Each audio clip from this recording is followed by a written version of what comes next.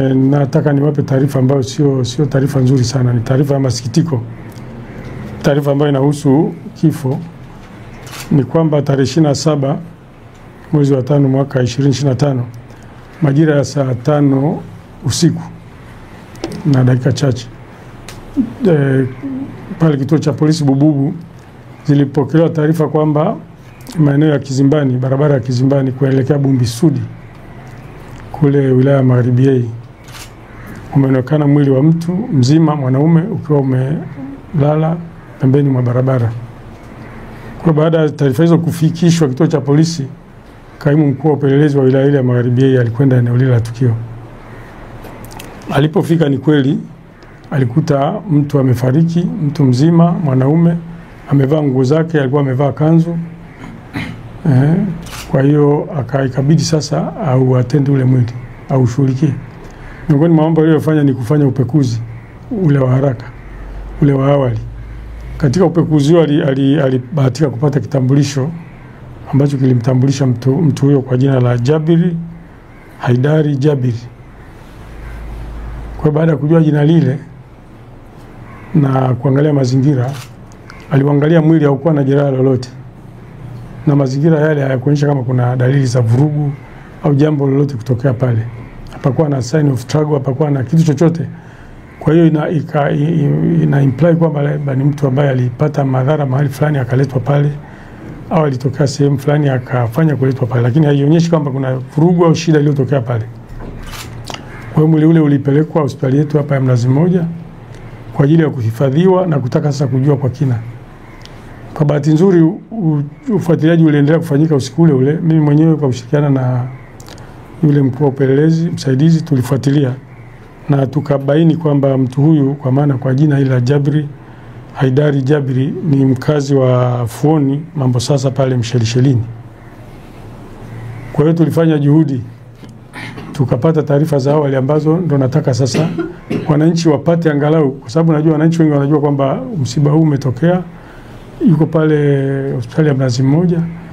Sasa baada ya kufanya uchunguzi wa awali, tulichobaini kwa awali ni kwamba huyu kweli ni mkazi wa pale Fuoni na pale alikuwa anaishi peke yake, lakini kwa bahati akawa ameajiri mtu wa kumsaidia shughuli pale, kijana wa kiume ambaye alikuwa anamsaidia shughuli zake za kawaida kama kupika, kufanya usafi na vitu kama vile. Kwa kwenye ile nyumba walikuwa wanakaa wawili.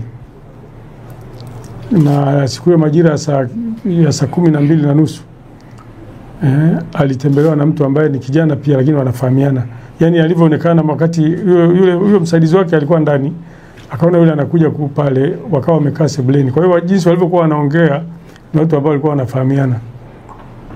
Kwa hiyo wale waliongea pale kama nusu saa hivi. Baada ya nusu saa wakaja vijana wengine, watu wengine 5 wakajiunga pale. Lakini wale walikuja na gari ambalo alijulikana kwamba ni gari either Noah au hizi Alphard jeupe. Alikujulikana exactly ni gari la aina gani.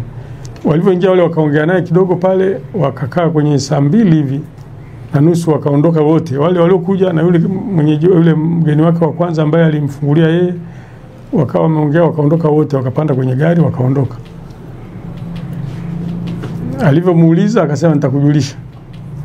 Wale wakaondoka. Kwa hiyo kutoka pale alikuja sasa kubainika kwamba hiyo saa 5:30 mwili umeonekana. Sasa amekufaje? Ameuawa na nani? Kwa nini afe? Na wale walioondoka nao wako wapi? Bado tunapambana na hilo sasa. Tunataka kujua wale ambao walionekana kwamba ni marafiki, kwa maana yule alikuja wa kwanza na wale wengine ni kama vile walijuana na yule aliyetangulia wakaondoka naye. Sasa wameenda naye wapi? Kwa nini amekutwa pale Kizimbani amefariki? Na kwa nini hana hata jeraha? Hayo ni mambo ambayo jeshi la polisi sasa tunaendelea kuyachakata na kuyafuatilia. Na uhakika niwahakikishie wananchi wa mkoa Mjini Magharibi kwamba kwa hatua hii tuliyofikia tutajua ni kina nani waliokuwa pale, walioondoka naye na nini kilichotokea. Kwa hiyo tuombe wananchi tuwajue kwamba ni mazingira ni hayo. Ndivyo hivyo tukio lilivyotokea. Hayo ndo makubwa nilitaka kuongea na nyinyi. Naitwa Mudathir Kasim Haidar.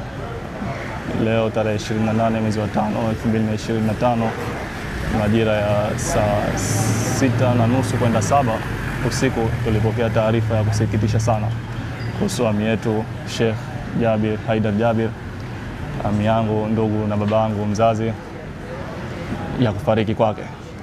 Ami yangu alikuwa anaugua ugonjwa wa pressure pamoja na moyo. Aliwahi kuanguka mara kadhaa huko siku za nyuma, na iliwahi kumtokea kipindi na kipona, na anaendelea kutumia dawa of course. Jana baada ya kupata taarifa hiyo, tulisikia kwamba au tulipata taarifa kwamba kuna baadhi ya taarifa kwenye mitandao ya kijamii na baadhi ya watu wakizungumza kuhusu ami yangu Sheikh almarhum Sheikh Haidar Jabir kwamba ameuawa, amepigwa, amefanywa hivi na mengi meneo, na kuna baadhi ya picha tayari zinasambazwa.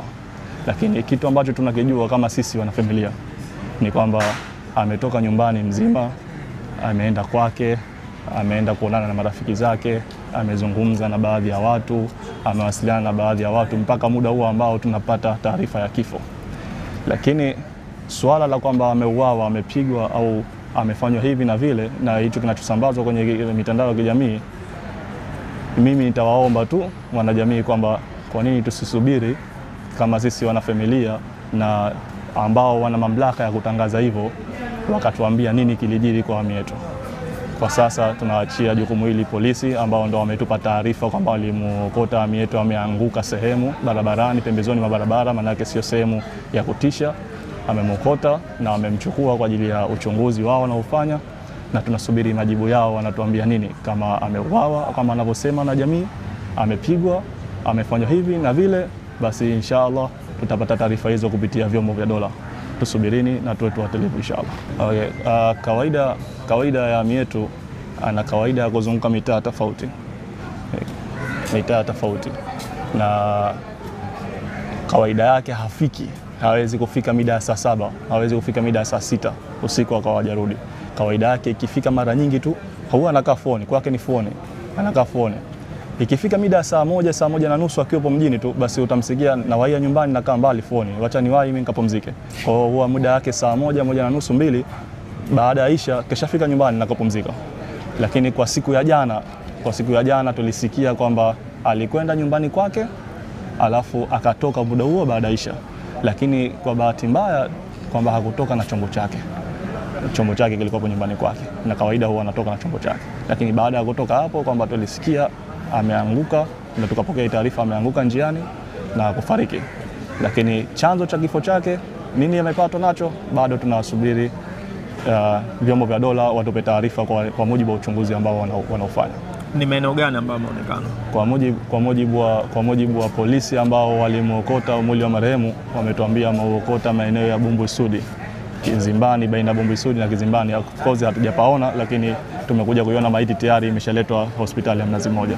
Kwa hiyo wao ndo watakuja kutupa ripoti rasmi nini kimejiri kwa wao. Waliomuokota ni polisi ama ni raia au na wasamaria wema? Sisi tulipokea taarifa kutoka kwa jeshi la polisi. Of course alikuwa na vitu vya vielelezo vyake mfukoni mwake, ikiwa simu na vinginevyo ambavyo havijapatikana, ikiwa fedha na vinginevyo vyote havijapatikana hivyo, lakini kulipatikana kadi ambayo ilikuwa na namba ya simu ya mtu wa karibu, ndio ambayo polisi waliwasiliana nayo na kupata taarifa hizo. Ulipokelewa mwili wa marehemu Sheikh Haidar Jabir. Inasemekana kwamba huyu shekhe alionekana maeneo ya Kizimbani akiwa tayari ameshafariki. Ameletwa hapa majira ya saa 7 usiku wa kuamkia leo tarehe 28 mwezi wa 5 mwaka 2025. Mwili wake unaendelea kufanywa uchunguzi. Baada ya uchunguzi, taarifa za uchunguzi utakabidhiwa askari kuendelea taratibu nyingine. Jina langu ni Fuad Muhammad Abdulrahman. Wa huzuni kabisa tumepokea msiba huu, na tumepokea taarifa kwenye time za usiku kwenye around ya saa 9. Baada ya kuona kidogo kupata taarifa hii tulishtuka kidogo, kwa sababu sisi wengine ni mwalimu wetu ametusomesha, na wengine ni masahibu vile vile. Na kwa hakika kullu nafsin dhaikatul maut, kila nafsi itaonja mauti. Tumeipokea msiba huu kwa huzuni kabisa na masikitiko makubwa, lakini ni wajibu wa kila binadamu Jina langu naitwa Masud Khamis Masud. Ni mkaazi wa Kuhaji Tumbo mjini Unguja. Sheikh Haidar namfahamu toka udogo wake mpaka alipofikia ushekhe. Ni mtu alikuwa mtu wa watu, ni mtu anapenda sana dini na kajitoa sana katika dini. Kila unapomkuta maisha yake ni dini. Kwa hivyo yeye kajimalisha sana na watu, ana maingiliano makubwa na watu katika mji. Na kwa kweli kuondoka kwake ni mtihani mkubwa kwa baadhi ya mambo katika mji. Mimi sina kueleza zaidi kwamba ni masikitiko makubwa kwa watu wa mjini kwamba ni mtu wa dini, na tunapata mshtuko kuona watu kama hawa wa dini wanaondoka, na hali ya nchi inavyokwenda ni watu wa maadili, watu wanaotunza watu. Kwa tunapata mshtuko mkubwa, tumeipokea kwa hali ya masikitiko makubwa, na Mwenyezi Mungu ampeleke safari njema inshallah. Iqra FM.